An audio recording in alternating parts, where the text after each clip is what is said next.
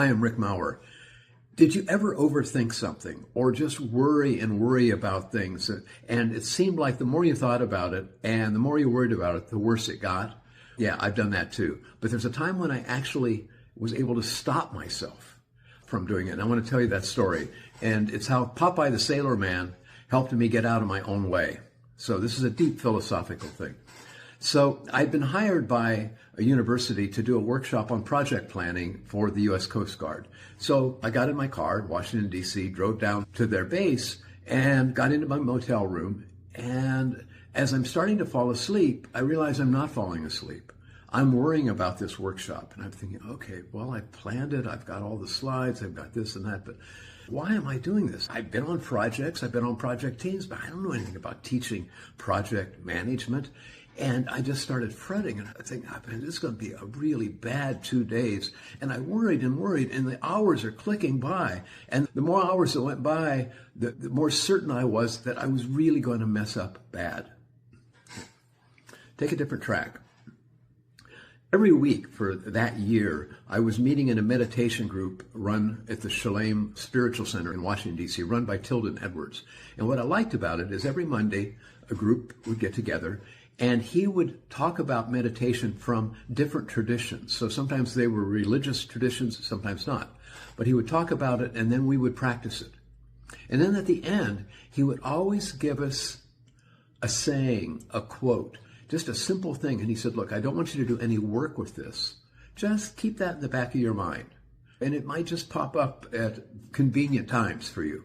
So I'm in bed. It's about 1 o'clock, maybe later, and I remembered what he had given us that week. And it was, I think, from the book of Exodus in the Bible, and it's, I am who I am. And I thought, Popeye would say, I am what I am, and that's all that I am. I'm Popeye, the Sailor Man. Woo, woo. And I started laughing. And I realized the first one is a pretty profound kind of thing, and mine wasn't, but that actually helped me a lot. And I'm laughing about this thing. And then I went further and I go, okay, I am what I am. That's all that I am. I know what I know. That's all that I know. I can do what I can do, and that's all I can do. And it's like I had an audience because I'm laughing out loud at that point. Of course, I do that at a lot of my jokes, but it was like, oh, hey, look, if I stay awake all night, it's not going to make it a better workshop. So why don't I try to get some sleep? And I'll just see how it goes. And maybe I don't know what I'm doing. And I went to sleep. So I get up a few hours later, not many hours later, and I drove over to the base. And I started the workshop, and people really were engaged. And I had these 2 days that were really fun. They were learning a lot. I was learning a lot too. And it isn't that I magically learned a bunch about project management.